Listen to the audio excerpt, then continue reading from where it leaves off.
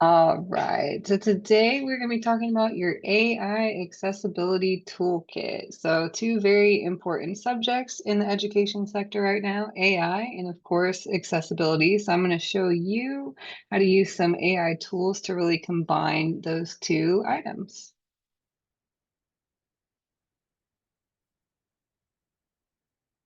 All right, so before we dive directly into the workshop, a couple reminders.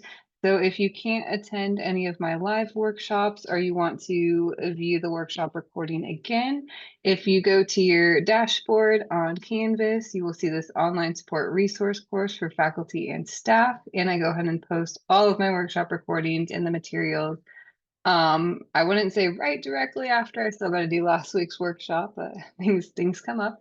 So within a couple weeks, you'll see the previous workshops there, as well as you can see over the summer, I revamped my YouTube channel and I have a ton of new videos for Design Plus, creating podcasts, accessibility items, and that is Amanda Teaches Tech. And so I also have those videos housed in the online support resource as well as some upcoming workshops here for you guys to know. I know the Professional Development Committee does send them out as well, so keep an eye out for those. All right, as we were. So your AI accessibility toolkit, today we're going to talk about generating an accessible syllabi with AI, automating some alt text creation for images, and using AI for video captioning and transcription. So three very important accessibility items that we're going to use all with AI. So first things first, generating an accessible syllabi with AI. And if you haven't attended one of my workshops, this is what I do. I kind of just go through a brief presentation and then we jump in and get our hands dirty. So just keep in mind that we'll be actually playing with AI sooner than you think. So using AI-powered writing assistance, instructors can create well-structured, accessible syllabi that incorporate readability, best practices, inclusive language, and structured formatting. AI-driven templates can automatically adjust headings, spacings, contrast to meet accessibility standards. So this is huge. So obviously we teach accessibility, we teach the heading levels, we teach how to generate using getting it set up for a screen reader. But in a pinch, you can actually have AI, we're going to be using ChatGPT today, actually generate a syllabi for you with those heading levels, etc. And so the cool part about it is that you don't have to have a paid version. You can just jump in and upload your syllabi. And so the way that I discovered this was I had an instructor reach out and she's like, hey, can you help me make this accessible? And so I obviously can do it, but I wanted to see what ChatGPT could do, and it did a beautiful job. So not just syllabi, you can use it for any documents just to really generate an accessible document. Next, we're going to talk about alternative text. And so alternative text for accessibility is a written description of an image that helps people who use screen readers understand visual content and ensures that blind or visually impaired users can perceive images through text. So why does this matter? So it enables screen readers to read the image description aloud, supports cognitive accessibility, helps users who process text better than visuals, and improves navigation, ensures content is meaningful for all users. So alternate text is super important, not just for accessibility, but for image creation in general. So let's say that you have an image and you're including it in an email, and that image has text. Maybe it's like a banner or something. And if you don't have an alt text, let's say that somebody opens that email and the image doesn't load. How do they know what was there? So if you kind of put that into your head, thinking that it's not just for accessibility, that it also has to do with just general awareness of the image, that is super important. And just another plug for alternative text, it is okay to mark images as decorative if it is something purely decorative. But I'm going to show you how to use ChatGPT and Canva to write these alternative texts. And so I did this workshop last semester, a similar one, and we had kind of a competition between ChatGPT and Canva to see who would write the better alt text, and ChatGPT came out in the lead each time. So let's see if Canva stepped up their game since then. Okay. And so speaking of alt text, so that's what I'm saying, that we're going to focus on the AI powered alt text generator. So ChatGPT can generate detailed alternative text descriptions for images, and that ensures that screen readers have meaningful descriptions of the visual content, enhancing their learning experience. So without the alt text, the students can't fully engage. They won't really know what they're looking at. All right, and the last but not least, probably my favorite thing to do for AI with accessibility is using it to caption a video. And so ironically, YouTube's captioning has gotten extremely better since the last time I've done this workshop. So I'm still going to show you the process of it. But essentially what we're going to do is when you put a video on YouTube and it does the automatic captioning, it used to not do case sentences, no capitalizations, just pure raw text. And so what I was doing then is I was taking that text, throwing it into ChatGPT, asking it to add capitalization, punctuation, and and correct all the spelling, and then it not change the script itself. Because sometimes you got to be careful. If you throw it in there, it will just write a new script for you, and you're like, well, I already recorded my video, so that's not helpful. So just giving it a specific prompt to do so. All right, so that is the end of this presentation. So now what I'm going to do is we are going to start off and create a syllabi. So first, let me go to ChatGPT. And so you don't have to use ChatGPT. You can use any AI powered tool. I like ChatGPT for stuff like this. I also use Copilot for some work related items. Recently, I've been using Gemini on my phone, and if you haven't used Gemini, it's pretty incredible with the live mode. You can have a full blown conversation. So you can do stuff like that as well.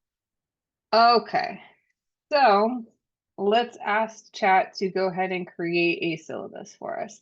So you can do two different methods for this. If you already have a syllabus, you can go ahead and upload the document. You would just click the plus sign and then upload that document and have it create the accessible text from that. I don't have a syllabus, so I'm just going to ask it to create one for me. And so if you were going to do that mode, a good prompt to think about would be ask me questions. So I'm going to tell ChatGPT, I'm going to say, I am teaching a technology 101 class, and I need a syllabus for my students. And you ask me the questions that you need in order to create this. Okay, so now it's going to ask me the questions that it needs in order to generate the syllabus. I haven't even mentioned the accessibility part yet, but once we get to that point, we will. So it's going to ask what the course title, the course description, class format, media time, location. These are all great stuff. So this is a good way to use AI as a tool to generate, but it's still your content, if that makes sense. So I'm not just asking ChatGPT, hey, write me a syllabus, or hey, write me this. I'm actually using it as a tool. So I'm still answering these questions. So for example, my learning goals. So what skills should students gain by the end of this course? So this is still going to be my content, but I'm using AI as a brainstorming tool just to really put it all together. So for the sake of the workshop, I'm not actually going to answer all these questions because that would be very boring to watch. So instead, I'm going to have it answer it for me, just exactly what I said for you not to do, but for the point of the workshop. So what we're going to do is we're going to have it answer that. So I'm going to say, can you please go ahead and answer those questions for me for an example? And now I'm going to say, take that content and create me an accessible syllabus using proper heading, levels, and numbering. Create a final product as a Word document for me to download. Okay, so looks like I had a quick question in the chat that says if I have a syllabus already complete, will Canva redo format the accessible syllabus? So Canva won't, but you could upload it to ChatGPT or Copilot probably would too.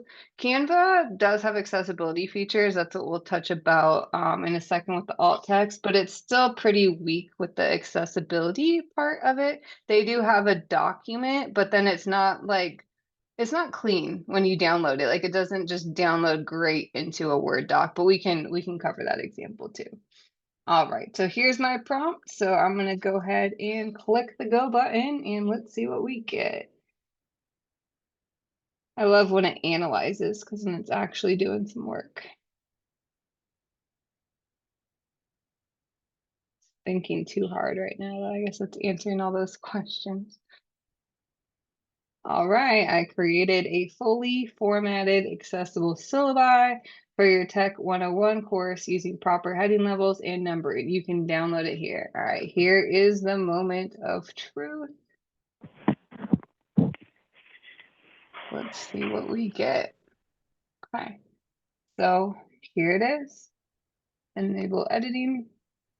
And that is pretty awesome. So for those of you that are brand new to accessibility, these are heading levels. So when a student using a screen reader reads a document, the document reads, the screen reader is linked based and heading based. And so it would first read the document to the students. It would say course basics, instructor information, learning goals, allowing the student to really navigate the document much as we would visually. So our eyes are going to go to course basics, instructor information, learning goals. So this is really allowing the student with the screen reader to read the document properly. So as you can see, ChatGPT did the heading levels beautifully. It used a nice numbered schedule here, and it used the bulleted list. So it's perfect. So now look at it also so chat knows me, of course. Well, I'm sure whatever AI tool you guys use, it knows you as well. It already knew my name, my email, and then it just made up the rest, but that's perfect. That's exactly what I wanted to do for an example. So what you would then do is you would take this, create it as a PDF. It would withhold all of the accessibility items if you just created it as a PDF from Word. And then students could then scan it easily. They could read all the bookmarks. So pretty cool. Does anybody have any questions on that whole process?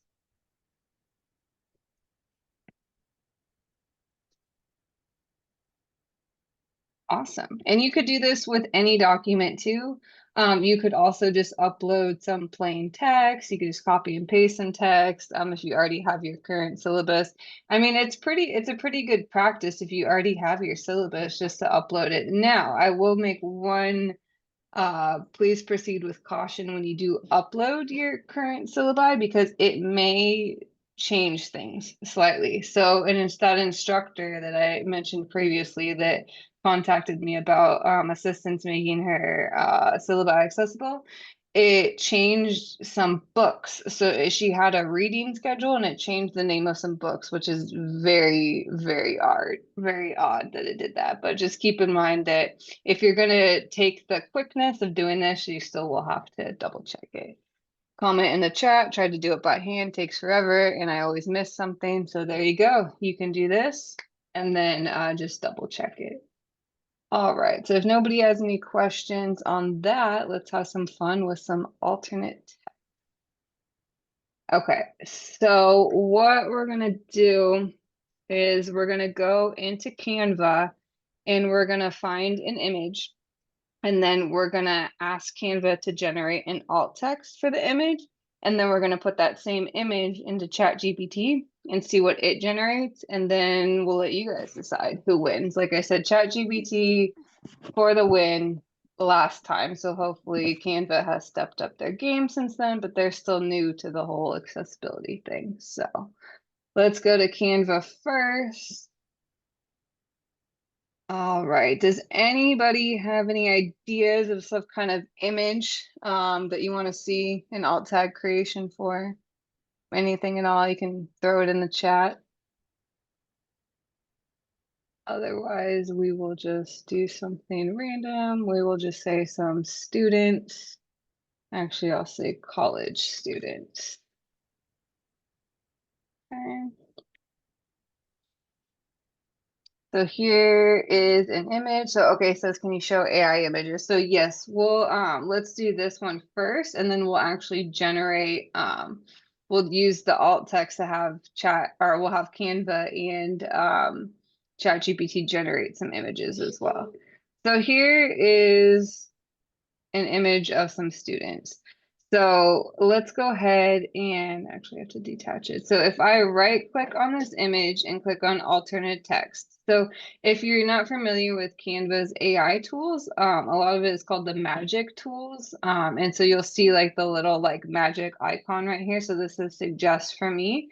So I'm going to have Canva suggest this alt text. So I'm going to go ahead and click this and see what we get. So this says a group of people posing for a photo. Okay, so that's not terribly bad, but it's not super descriptive either.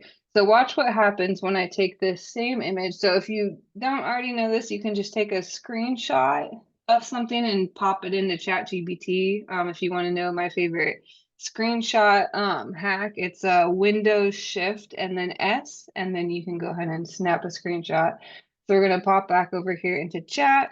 I'm gonna paste this. I'm gonna say, can you write me an alt tag for this image?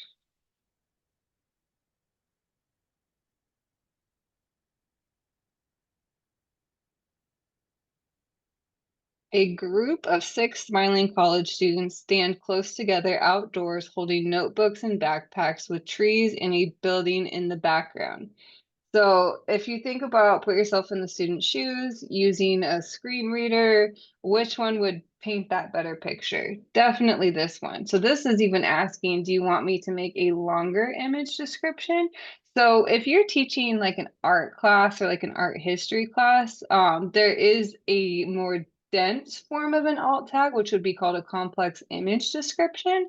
So this is where chat would really come in clutch. So let's say, yes. See what it does.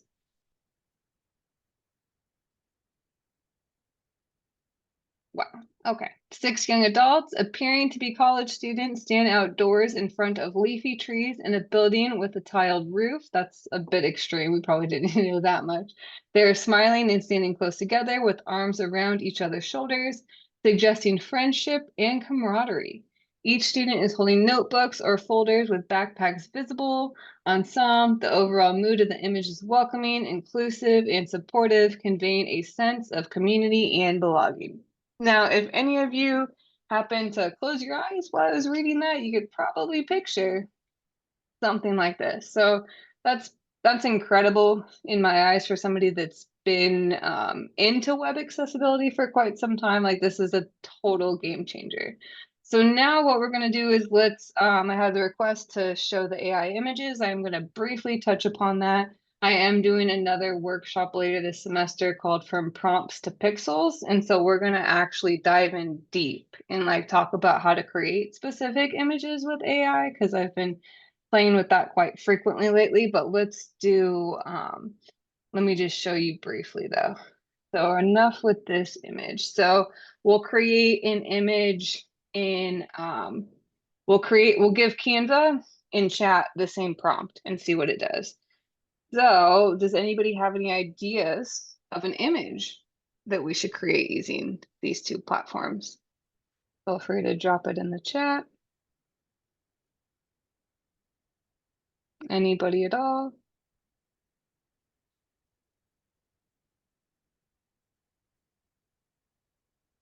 Teachers working with children. Okay, perfect. So in order to start with Canva to create, you come over here to Magic Media. So with Magic Media, you can create images, graphics, and videos. I did see something on LinkedIn the other day that I guess the video part has gotten way better, but it was pretty poor the last time I tried it. So I would definitely, we'll try it again, probably in that next workshop. So images, so I'm gonna say, so it says 5 words to describe. So let's say teachers working with children. That's perfect. So for Canva, you don't have to write like a full-blown prompt. For chat, we'll write a little more like asking it to create the image, but this is like specifically meant for image creation. So that's why we're just writing teachers working with children. So let's see what it gets. And Canva's pretty cool. It does give you 4 options to pick from, and then you can actually edit the images. So let's see what we got. All right, so we got 4 images here. Let's click on the first one. See what we got. So I don't like that one. That doesn't necessarily look like a teacher. See, we could have added in a classroom. So I think the first one's probably the best because we're in a classroom setting. We got teachers and we got children.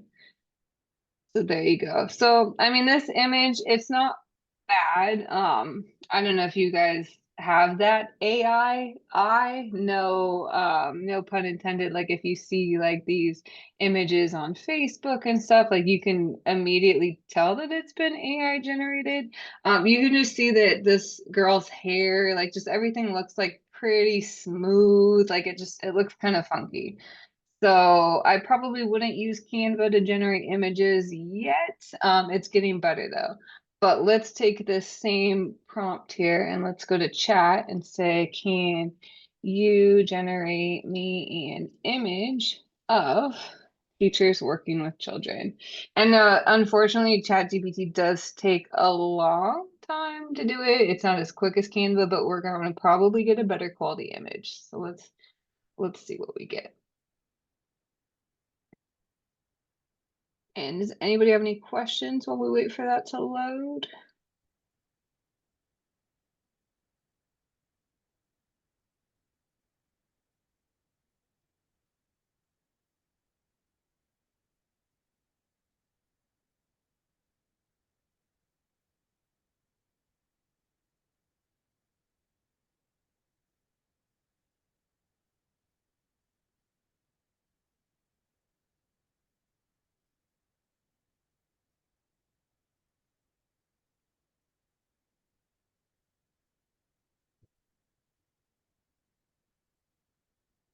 Feel like I need like some hold music or something while this is going. Come on. Okay, so there were questions, preschool children. So yeah, if you wanted like a more specific image, you could specify preschool children, cite the source. I don't believe you need to cite the source. It kind of just depends what you're using it for. If it's like a purely decorative image, you could otherwise say that it was generated with AI. I probably would if it was something more specific. But if it's just a purely decorative image, like if you're just popping it in your Canvas course, you don't need to cite the source. All right, this is taking a ton of time. Okay, question in the chat. Would you ask AI to do pictures one by one if multiple pictures? Yes. So for example, I'll give a really good example of that. If you guys have emailed me recently, or if you've seen flyers go around campus with the Tony the Hawk graphic. So I did use AI to generate that. And so I got it few iterations, got it the way that I wanted it, and then I did ask ChatGPT to create those one at a time. If you ask it to do too much at once, it won't be consistent. So, for example, I did ask it to create a whole like fleet of the Tonys, and some of them had like extra toes, one had like an extra wing. So if you get it the right way that you like it, I tell it, I say, hey, well, I saved a copy of it and I say, hey, store this, keep this in mind as my template Tony. And then that way I say, hey, can you make a Tony with a Hawaiian shirt? And then it'll go from there. So if you have like a full list of images, if you're asking ChatGPT for data or like documents, go for it. You can overload it, but with the image specific, it's pretty hard to get it to do all that at once. Okay, here's our image. So yeah, I mean, you can pretty tell pretty much tell that this was AI generated. Oh, look at this is new. It asks if I want to post it to LinkedIn. I feel like I've seen this lady in like a lot of AI stuff, so I'm not sure how it's really generating the images if it has some like facial recognition database.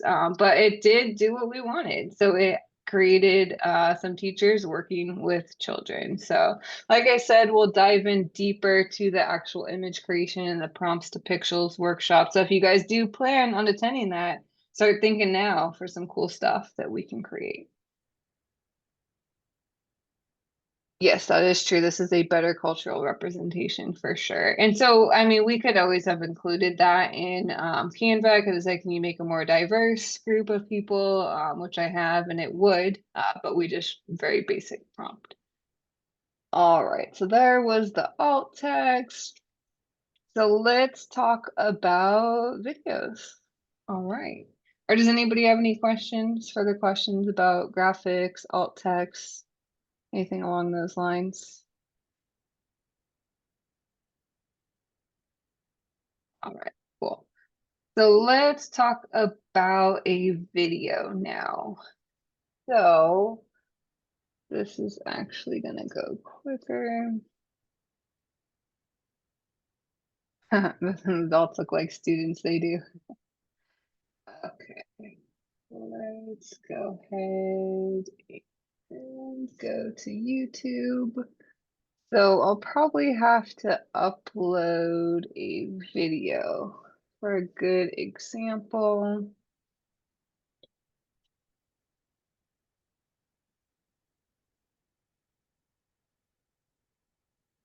Okay, so I'm gonna go ahead and show you guys. This is my YouTube channel here. So I want to go ahead and upload probably a new video, but that would take a while, and I want you to watch that. So let's pretend that I just uploaded a video. Okay, so we're gonna pretend that I just uploaded this getting started for Canvas with SCC students, and now I want to properly caption the video. So let's say that I go ahead and I view the video and the captions are a little off and they don't have correct punctuation, but I don't want to alter the script whatsoever. So what I can do is I can come in here and I'm going to click on the video that I want, and then I'm going to go to the subtitles. There we go. So you'll notice that it says automatic captioning, and so you can go ahead and edit this. Yes, I'll say to overwrite the track. And so this is I've already done this one, so this is not super good example. I should have uploaded a, actually I haven't, because look at this is asking if you want to upload to, that's not our website. So let me go ahead and show you though. So once you upload a video, you can actually, this is wrong. This is a good example. It says SEC right here. So I'm going to take this text and I'm going to go to ChatGPT and I'm going to say, can you take this video text and correct all of the punctuation and grammar, but do not alter any of the language. This video has already been recorded and I need it to match.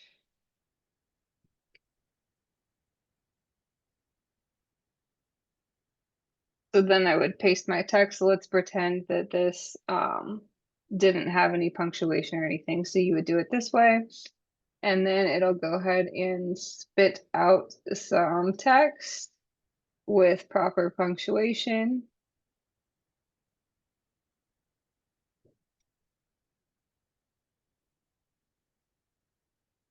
So now, much like the syllabus, it's now our job to go in and go ahead and update the websites and stuff. So what I'm going to do is I'm going to copy and paste this back to YouTube here. Now, here's the cool part with YouTube. In the past, you used to have to mess with the timings. You don't have to do that anymore. It automatically does the timing for you. So let's go ahead and change this though to SC College. Um, .edu. And I saw another one. Oh, SCC.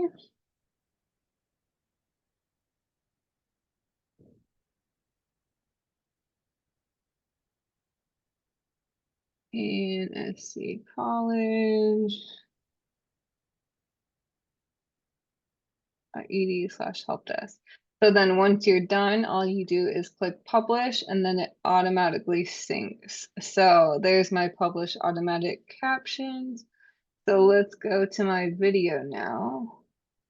And then let's go ahead and turn on the caption. So here now you can see that it's changed. There's the SCC, and then as you begin your educational journey. So that's all properly with punctuation now. So like I said, YouTube has gotten progressively better over the past few months. So you don't have to necessarily worry about it too much. But now what we can also do is we can take that same so sometimes for accessibility, you will need a transcript as well. And so what you can do is you can come over here and say, can you also format that in a Word document as a transcript?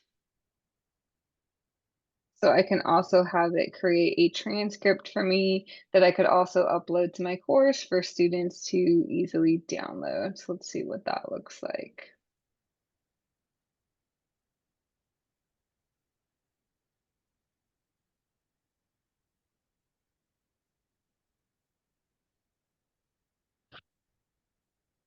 So the question is, which instances are transcripts required? They're not necessarily required, but if you do have, you may in some cases have a student that requires an accommodation that they may want a transcript and it may need to be time coded as well. That way a student can easily navigate the video without actually watching the video, if that makes sense. So in certain situations, but not necessarily required. It could be requested through an accommodation. That's taken a lot longer than I thought it would. Okay. All right, let's see what it looks like.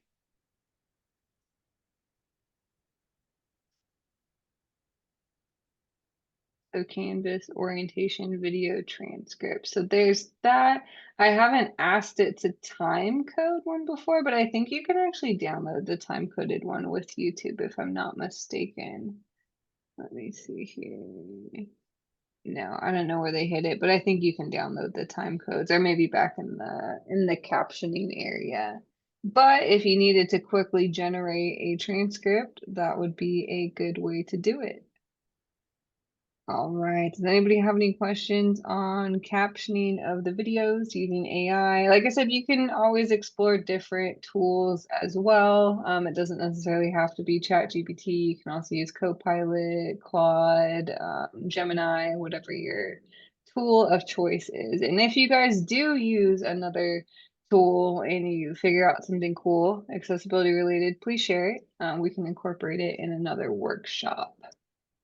All right. Well, that actually went pretty quickly today. So if you guys don't have any other questions, that's all I got. But if anybody does have any accessibility AI related questions, I'm more than happy to answer those right now.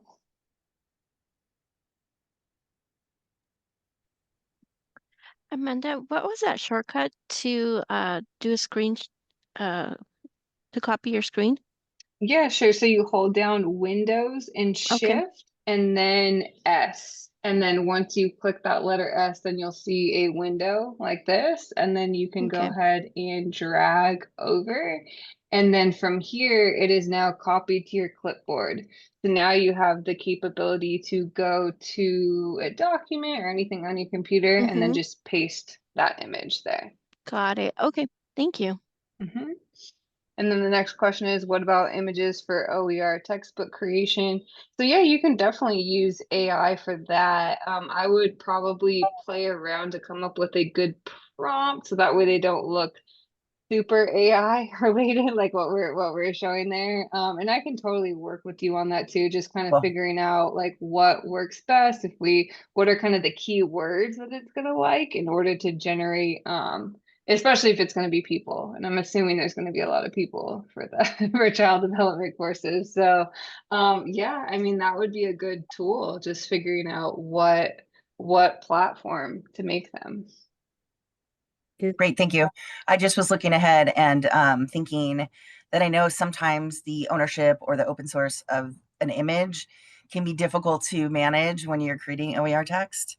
And so I'm thinking, well, why don't I just create the images? Just Exactly, 100%. And I think that is a great like thought process because that's when you ask that I'm like, you don't, they're your technically images that you're creating. So I don't believe you have to um uh cite there's them. kind of But there's yeah, I gonna be think something, yeah, but you may we'll have to figure it out. say, so I did see, and I was actually talking about it with the real estate instructor, that there's a lot of like people that will create AI images for like houses and stuff. And so they do have to cite that it is AI image. So I'm not sure for something like the OER why you would need to though, because it's just decorative. It's just purely decorative. Like your Illustrate, yeah, students, illustrative. yes, it's yeah, so it would be just the same thing as hiring an artist and having them draw pictures for your book. You're just hiring ChatGPT. But yeah, I guess so. But yeah, we can like I said, we can meet separately and kind of just figure out like a good Very cool. prompt to get it to generate some good stuff.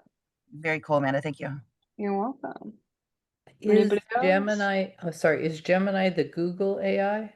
It is. And so I have a Galaxy, so it's built into it. And so it's pretty cool. I haven't used it on the computer yet for stuff like this, so I probably should just to see what it's capable of. But it's incredible. Like just having that live mode. Like I'll just give you an example. Like my husband, he's a mechanic, and so he was taking an engine out of a truck. And so I asked Gemini, I said, Gemini, what are the parts of this engine? And it knew it. It's purely incredible, like for stuff like that. So that's Gemini is kind of more like my fun AI. Like if that makes sense. It's just like in my pocket 24/7. I just pull it out and like use it for stuff. But Chat and Copilot are more like my professional AI, if that makes sense. But Yeah, yeah, if Gemini's you your have friend. like my dad has an iPhone and he downloaded Gemini, like if you haven't yet, do it. It's totally worth it.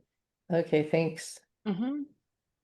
And so the question is Copilot. Yes, so I've used Copilot as well for stuff like this. The only reason I go to Chat GPT so much is because I've used it for so long. I have the paid version and it knows me. So it knows me so well. Like as you saw, I asked it for those questions. It already plugged in my name, plugged in my email. So Copilot is still kind of like a stranger to me. But yeah, it's pretty much the same. But if you guys do want to learn more about AI, I know that Scotty James, who I see on the call here, he teaches the Education 235 class, which has all about AI. So look out for that if you're looking for some professional development units and such. It's a good one. All right. If anybody has any other questions, let me know. Otherwise, enjoy the rest of your afternoon, and I hope to see you in an upcoming workshop. Thanks, Amanda. Thank you.